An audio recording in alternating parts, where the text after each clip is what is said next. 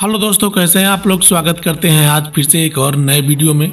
दोस्तों, आज का जो विषय है ये हर एक मसीही के जीवन में बहुत ही इम्पोर्टेंट विषय है।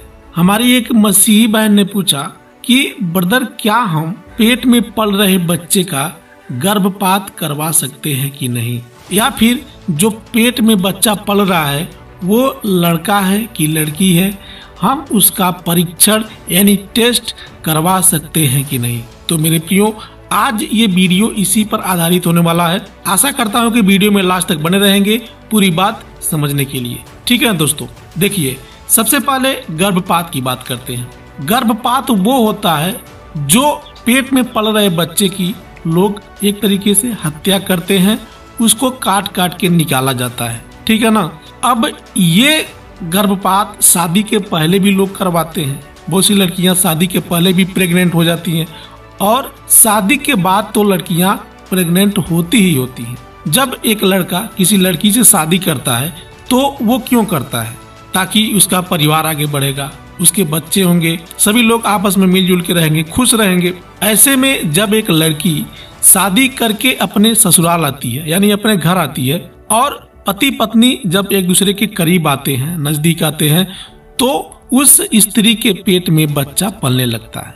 आजकल के लड़के और लड़कियों को पूरी आजादी है, छूट है कि वे अपना शादी किसी से कर सकते हैं। शादी नहीं होने पर बिन माँ बाप की मर्जी के एक दूसरे के साथ वो भाग भी जाते हैं। और जब उस लड़की के पेट में उस लड़के का बच्चा पलने लगता है तो दोनों अबॉर्शन करवाने की सोचते हैं।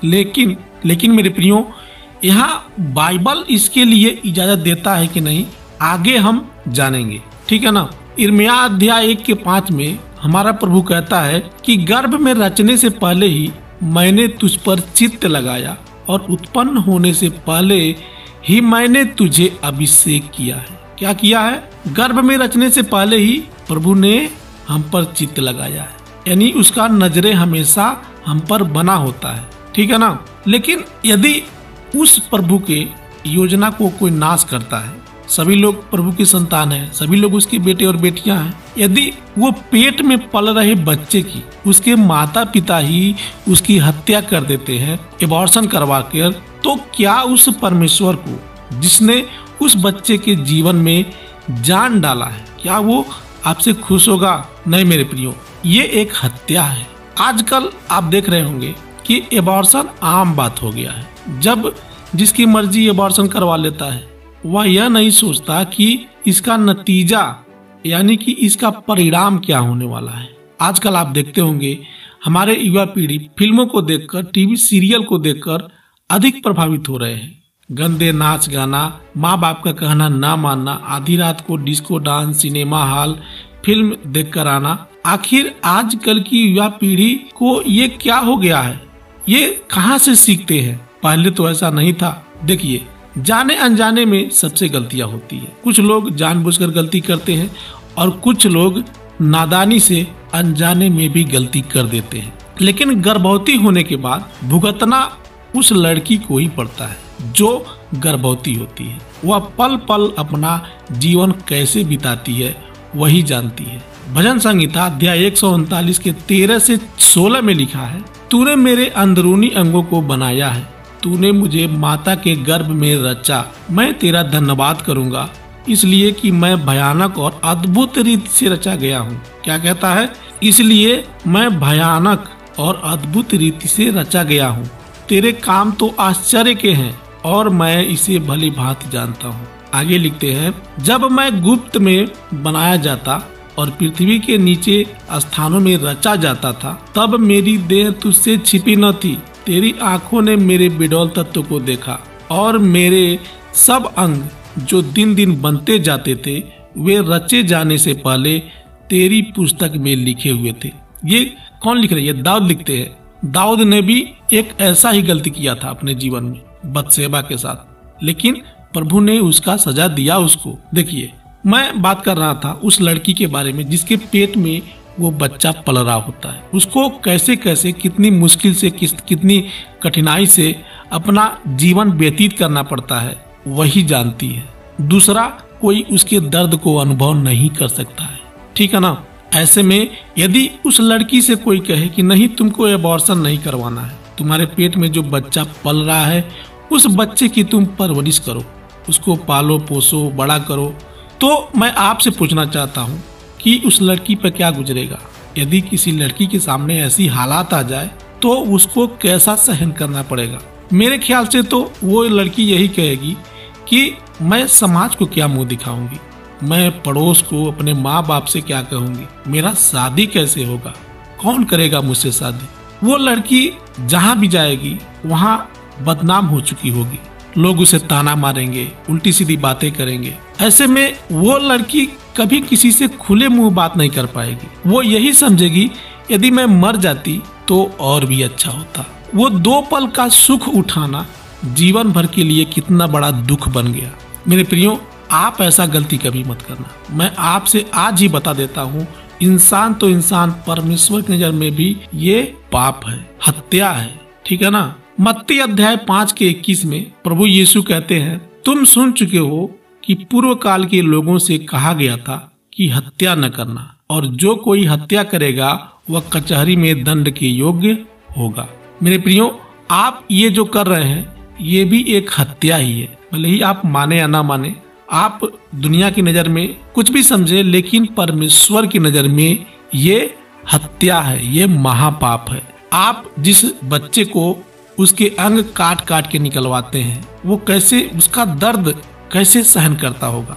उसका पैर काटा जाता होगा, फिर हाथ काटा जाता होगा, फिर गला काटा जाता होगा, फिर पेट काट के निकाला जाता होगा। इस तरीके से उसको काट काट के उस स्त्री के पेट से निकाला जाता है। तो ये हत्या नहीं, महाहत्या है। उस निर्दोष बालक, निर्दोष बच्चे की क्या कसूर है। निर्गमन अध्याय 21 के 22 में हमारा प्रभु कहता है, यदि मनुष्य आपस में मार पीट करके किसी गर्भवती स्त्री को ऐसी चोट पहुंचाए कि उसका गर्भ गिर जाए परंतु और कुछ हानि न हो, तो मारने से उतना दंड लिया जाए जितना उस स्त्री का पति पंच की सम्मत से ठहराए। क्या कहता है कि यदि किसी स्त्री को झगड़े में या मारपीट में चोट लग जाए और उसका गर्भ यदि नुकसान हो जाता है, तो जिस व्यक्ति से उसको नुकसान हुआ है उसको भी उतनी ही सजा मिलनी चाहिए, ठीक है ना। देखिए, कभी कभी हमारे भाई बहन पूछते हैं कि ब्रदर, क्या हम उस बच्चे की, जो पेट में बच्चा पल रहा है, उसका अल्ट्रासाउंड के माध्यम से या फिर किसी सोनोग्राफी कंप्यूटराइज सिस्टम के माध्यम से हम पता कर सकते हैं कि नहीं कि वो जो पेट में बच्चा पल रहा है वो लड़का है या फिर लड़की है। ये बहुत ही गंभीर विषय है मेरे प्रियो। हमारे समाज का एक ऐसा नियम है, जो लोग लड़के और लड़की की फर्क करते हैं। कुछ लोग कहते हैं कि जिसकी केवल लड़कियां ही पैदा होती हैं, उसके घर का गोत्र यानी कि उनका वंशज आगे नहीं बढ़ पाएगा। कुछ लोग ये भी कहते हैं कि यदि मैं मर जाऊंगा तो मेरी चिता को आग कौन लगाएगा, ऐसे में मुझे नर्क जाना पड़ेगा। ऐसे में बहुत सारे लोगों का यही इच्छा होता है कि मेरा लड़का ही पैदा हो, मुझे लड़की नहीं चाहिए। ऐसा बहुत से लोगों का मानना है। आज भी लोग सती प्रथा की बात करते हैं, एक दूसरे से भेदभाव करते हैं। समाज में जात पात, ऊंच नीच, यह सब अधिकतर रूप से देखा जाता है। कभी कभी देखने में ऐसा भी आता है, जिस लड़की या जिस स्त्री को लड़का नहीं होता है, जिसकी केवल लड़कियां ही पैदा होती हैं, उस स्त्री को मनहूस के रूप में देखा जाता है। कहते हैं कि ये मनहूस है, ये हमारे घर के लायक नहीं है। लोग उस औरत से भेदभाव करते हैं और सुबह सुबह उसका चेहरा तक देखना पसंद नहीं करते हैं। कहते हैं कि यदि मैं सुबह सुबह इसका चेहरा देख लूंगा तो पूरा दिन मेरा खराब हो जाएगा, ठीक है ना।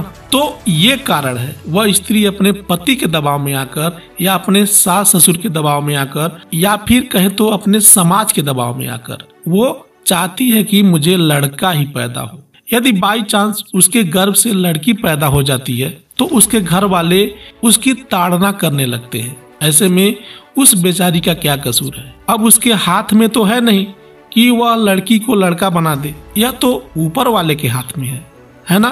तो आखिर निष्कर्ष क्या निकलता है? क्या एक स्त्री को अपने पेट में पल रहे बच्चे की परीक्षण यानी कि जांच करवाना चाहिए कि नहीं करवाना चाहिए कि वह लड़का है या फिर लड़की है?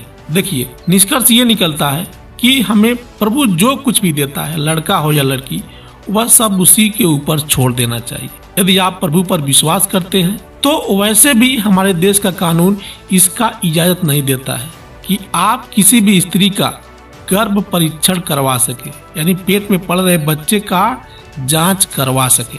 ऐसा करवाना कानूनन दंडनीय अपराध है, आपको उम्र कैद की सजा भी हो सकती है। और बाइबल भी यही सिखाता है कि तुम अपने देश के संविधान, अपने कानून की रक्षा करो, उसके अनुसार चलो। ठीक है ना।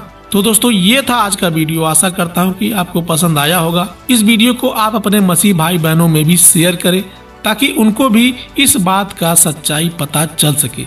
आशा करता हूँ कि आपको ये वीडियो अच्छा लगा होगा। मिलते हैं कल फिर अगले वीडियो में। तब तक के लिए आप सभी को हमारे प्रभु यीशु मसीह के नाम में जय मसीह की।